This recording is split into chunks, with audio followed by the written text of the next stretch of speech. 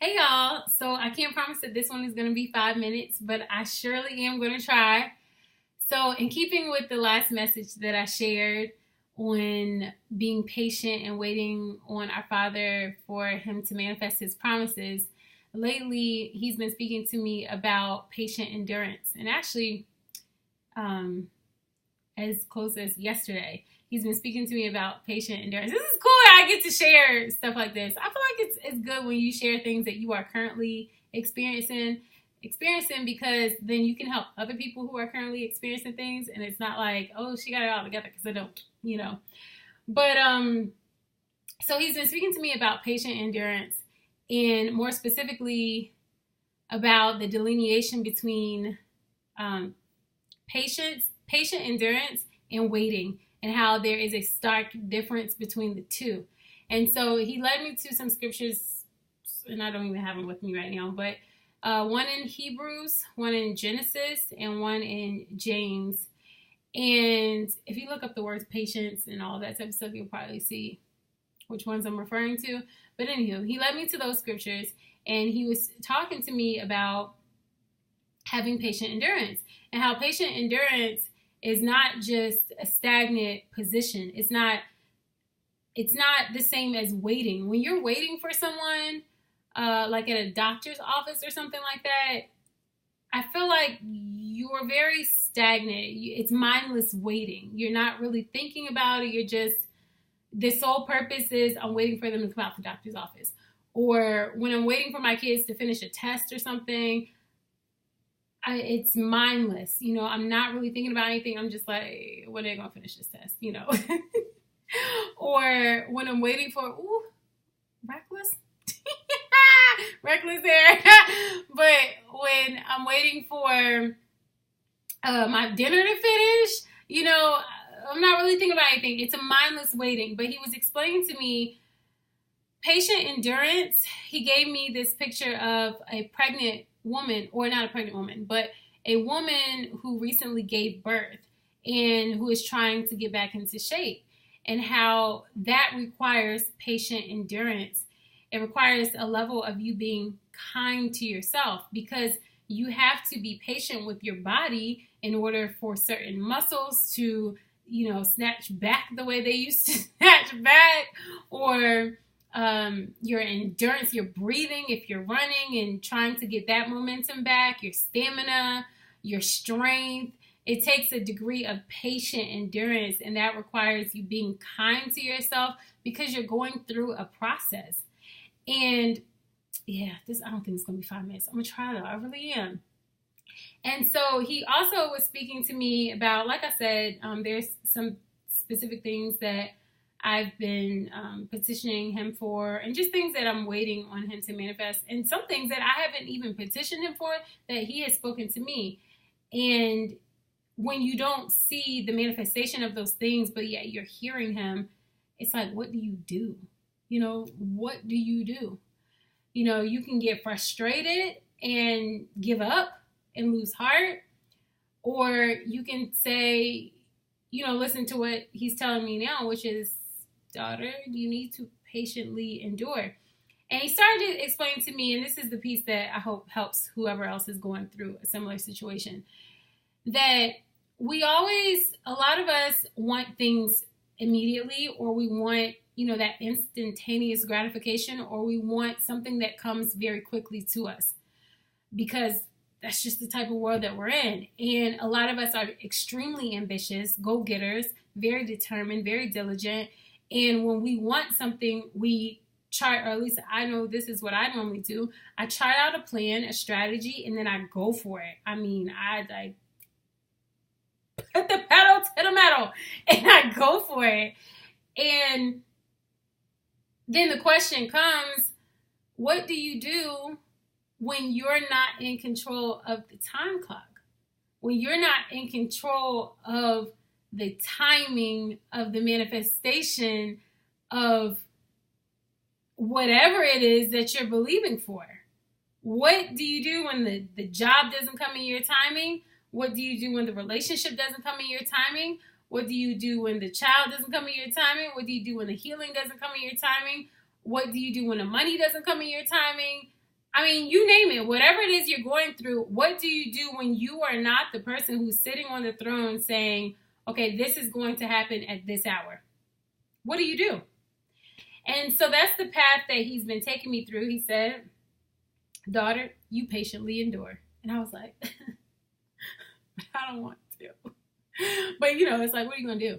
What am I really going to do, though? You know, I can't speed up anything. I can't slow it down. He has made it very clear that he is on this throne and he is in control. In Ecclesiastes, it says there's a timing for everything underneath the sun, a time for this, a time for that, a time for that. And you can't rush the timing when our Father is in control, simply put.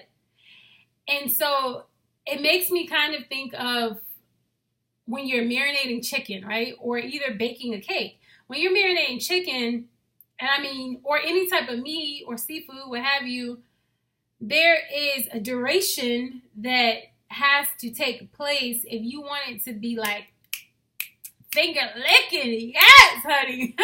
If you want it to be good, there is a time requirement that has to take place. And if you try to rush that time requirement or speed through it prematurely, the food is not going to taste that good. I mean, I'm sure it'll be all right. You know, it might be all right, but it's not going to be like, ding, like she put her foot in it. You know what I mean? And so in the same way, that's what he's showing me about myself, that, Tasha, this is a developmental process that I'm taking you through. This is patient endurance. Be kind to yourself as you're going through it, as you're experiencing it. And at the appointed time, then I'll manifest everything that I've spoken. But if you try to put the chicken or the shrimp in the fridge and you marinate it for 2 hours and you think that it's going to come out just as good as though you had marinated for 8, baby, you got another thing coming. Motorcycles? Come on now. Not in my video. You know, or if you think about when you cook ribs or something and you cook it in a slow cooker or a pressure cooker or something like that, it's not going to taste the same if you cook it on the stovetop for, say, an hour or 2 versus you slow marinated that thing in the pressure cooker or the slow cooker. It's just not going to taste the same. So you're left with this ultimatum of you can have really choppy and sucky results because you just wanted it prematurely, whatever it is, or you wanted yourself to come out of something prematurely. You know, whether it's, you know, you're trying to work out to get your body to a certain place, or if you're trying to overcome an addiction and you're trying to rush the process and hurry up and get the addiction out the way. You know, it's patient endurance. Endurance is something that is built over time. When I think about when I used to run track or when I did gymnastics, you know, you don't just get up there and you learn it. You start on day 1 and the next day you have a back handspring, or the next day you run a 200 in this incredible time. No, you start off with the basics and you're kind to yourself. And that's the part that he's really pointing out to me, is that you have to be kind to yourself and gentle with yourself through the process.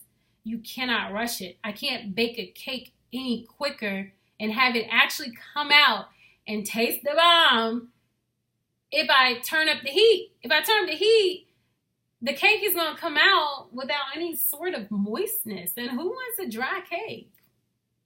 I don't. That's not the business. I don't. So, you know, and I can't speed up the time, because if I speed up the time, then the cake is going to be, you know, silly putty in the middle. Who wants that? So, in much the same way, you know, and I have like a ton of examples, and I'll just go through my examples because these give me life. But when you think about a baby being delivered, right, or having a baby, if you say like, okay, at the 5th month, I want to have the baby. Okay, number one, you're not in control of the timing, right? You're not in control of the timing. Our daddy's in control of the timing. Daddy God. And so if you try to birth the baby prematurely, that comes with a slew of consequences that are not desirable. You know, but he says there's a process. I need you to impatiently endure for these 9 months so that I can tweak and do this and do that and make the baby have ears and give the baby sound and a heartbeat and this and skin and knowledge of your voice and this and that and vitamin C and vitamin K and all of this. And when all of that is done, then you'll receive the manifestation of the promise that I've placed in your heart, that baby, or even when I think about my students, like I promise y'all, I have learned, I've grown so much on my spiritual journey from being a teacher. It is incredible. I should write a book. I promise, as much as I came to teach them, they have certainly come to teach me. But when I look at my students and I look at my students who are, and this is my last point, and I'm going to tip out. When I look at my students who are academically low, I mean, extremely low. And I hear from the district and I hear from administration what they want me to do and the miracle good God that they want me to work, tongue-tied and everything. The miracle that they want me to work in there. And I really sit and I observe. And, I go hard for my kids and I push them and I encourage them and I support them and I really drive them because I want them to have that inner inertia. Inertia. I don't want them to have no inner inertia. I want them to have that intrinsic motivation themselves. That's what I was trying to say. Intrinsic motivation themselves. And so I do push them pretty hard. But then I also understand that there's a balance because they're children and developmentally, there are some things that are just not going to happen on my timetable or the district's or the state board of education or the Department of Education or whoever else's agenda. There are certain things that are just not going to happen on everyone else's timing but the child's and our Father's, because that is how he designed them. So if there's a child who is struggling with, he or she has all of these gaps in phonemic awareness or syllabication or whatever the case may be, there's certain things that I can do to help that child speed up and the manifestation of, they're on grade level appears. However, there are some things, if they are just developmentally low, some things you just gonna have to patiently endure. And I tell parents, I'm like, it's gonna take one step at a time, one day at a time, 1 minute at a time. It's going to take time. You have to patiently endure. You have to be kind to them. You have to love on them. You have to support them through their development and their growth, because it's not about your timetable. It's about their life, and it's about the timetable that our Father designed them on. So when they're ready for certain things, it'll happen. And you can't do anything to speed it up, and you can't do anything to slow it down. I've had kids who've been with me for a year, and it takes them 6 months before stuff clicks. But when it clicks, when it clicks, that thing is like on a roller coaster. Speed and bound. Give him a ticket. Go ahead and give him a ticket. Pull him over. But it's beautiful, because I see that I'm not in control of the harvest. Our Father is. I'm just in control of planting seeds. Not in control of, but my position is to plant seeds. So anywho, bringing this all to get to the point, what I'm saying is that our Father may have you in a specific place because he wants you to patiently endure, be kind to yourself, love on yourself as he's taking you through a process to develop you. There are some things that you don't get in April 2018 because you aren't supposed to understand it until October 2018. There's some things that you didn't get when you were 25 because they were meant for you to understand when you were 31, 32 years old. So if you feel like you're in that place and you want to rush it, make it happen, let's hurry up, calm yourself down. Enjoy yourself. Enjoy the process. Patiently endure. Be kind to yourself. Love on yourself. Take it a day at a time. Understand that he's in control. He was in control before he even knitted you in your mother's womb. He's in control.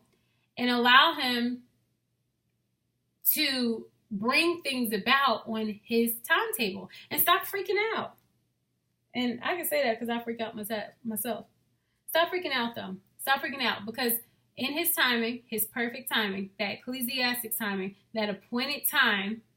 You know, you never know what other people he's trying to get in place. You never know what other things he's trying to develop in you so that you're prepared. You never know. We don't understand his timings, you know. And so I just encourage you, if that is you, that you just patiently endure. He's got you. You are okay. Everything is going to be okay. Everything is going to work out fine. Everything is going to work out excellent, actually, because he's in control. Who else would you want to have their hands on it but him? I hope this made sense, and I hope it wasn't all over the place because it was really scattered in my brain, but I understood it. I know that it doesn't always come out in digestible words for everyone else, but I hope it did. Alrighty.